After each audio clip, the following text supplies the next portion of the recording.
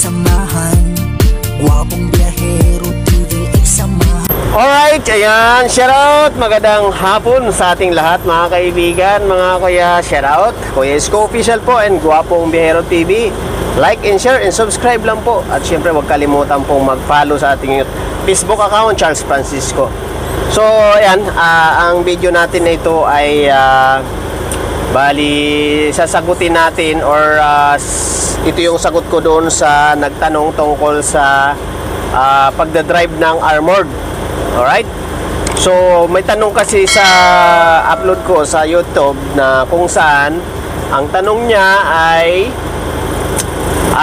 kailangan daw ba mayroong lisensya ng security ang armored driver.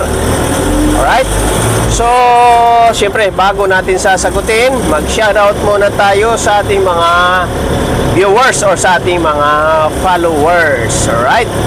So shoutout kay Sergeant Naibi. Yan, shoutout pare ko.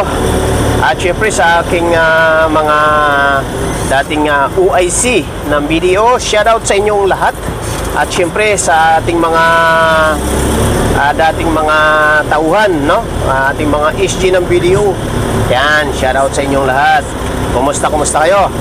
At sa ating mga bagong kasamahan ngayon, shoutout din sa inyo. So, shoutout sa ating mga tagapanood sa ating lahat. Right? So, muli, paki-like and share ng ating mga video. At syempre, huwag kalimutan mag-subscribe po.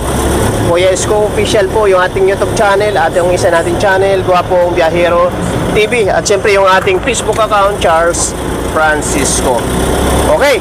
So, ang sagot natin doon, mga ka-5-9, no? Doon sa tanong na kailangan ba ng security license yung driver ng armored?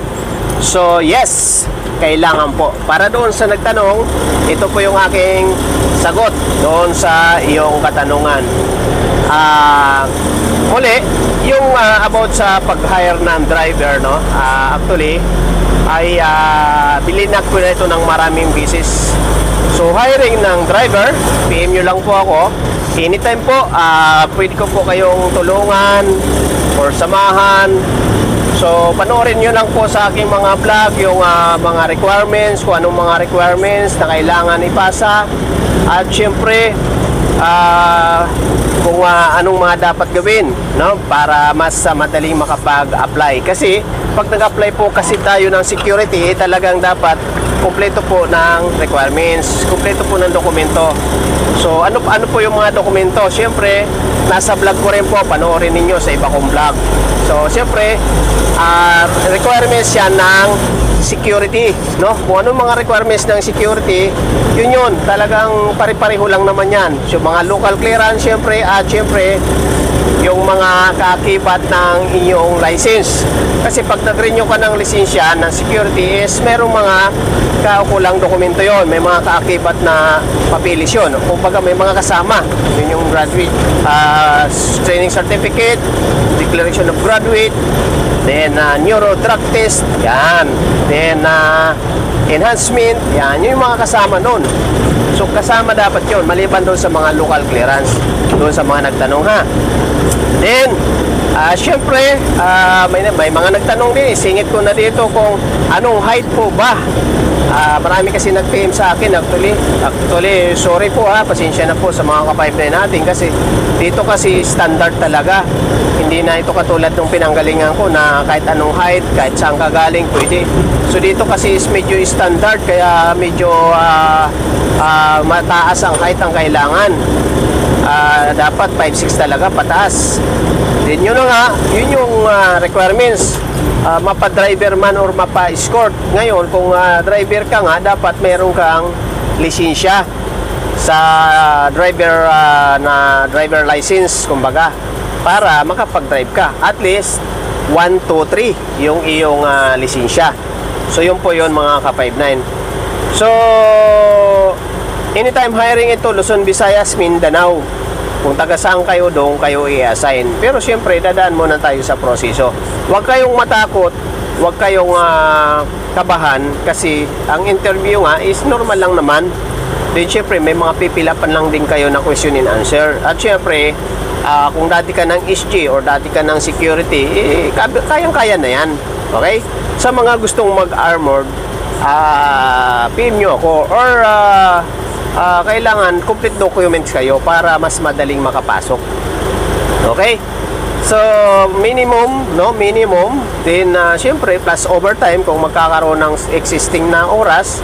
At syempre, may allowance. Hindi ko lang babanggitin kasi ang magpapaliwanag sa inyo yan is HR.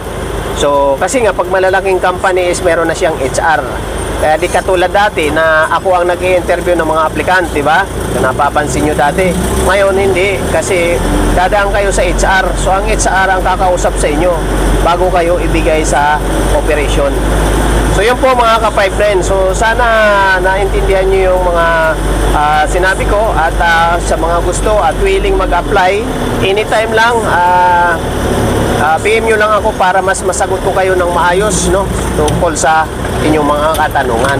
So, bagkos kung may mga tanong kayo na gusto nyo malaman at iba-vlog natin, sige, mag-comment kayo sa comment section natin para next upload is sasagutin ko. Kaya abangan nyo yung mga next upload kasi yun yung sagot sa mga tanong ninyo. Katulad nito, tanong ito, kaya sinagot ko na. So sa nagtanong, salamat po, maraming salamat sa papanood mo at siyempre, kaya ka nagtanong kasi nga napapanood mo yung video ko. So thank you very much po. So muli, sa mga viewers natin, thank you very much. So yan, hindi ko kakalimutan si Dusmildos, sir. Shoutout sa iyo, sir. Salamat sa tuloy-tuloy na pagsuporta sa aking vlog at sa aking mga upload. Tuloy-tuloy sa pagpapanood. So, muli, thank you very much po. At mabuhay po ang lahat. Kahit na medyo maraming issue ngayon sa ating bayan, sa ating mundo, ay kayang-kaya natin yan. Alright? So, kami, preparado na kasi nakita nyo naman, naka full battle gear lagi tayo. So, anytime, anywhere, ano man mangyari, preparado tayo. Alright? So, thank you very much po. Mabuhay muli. Please like and share and subscribe Kuya Isko Official and Guapong Biyahero TV. At siyempre yung ang aking Facebook account, Charles Francisco. Alright? Bye-bye po. Mabuhay ang lahat. Bye-bye. Para sa mga ka-5-9, samahan na Francisco. Laging tatandaan, hindi ka iiwanan. Mga ka-5-9, siya'y palagi nandyan. Handang tulungan at samahan kayo. Handang magserbisyo para sa inyo. Kahit na anuman ang nangyari, Kuya Isko ang nasa tabi. Halika na, samahan na natin siya.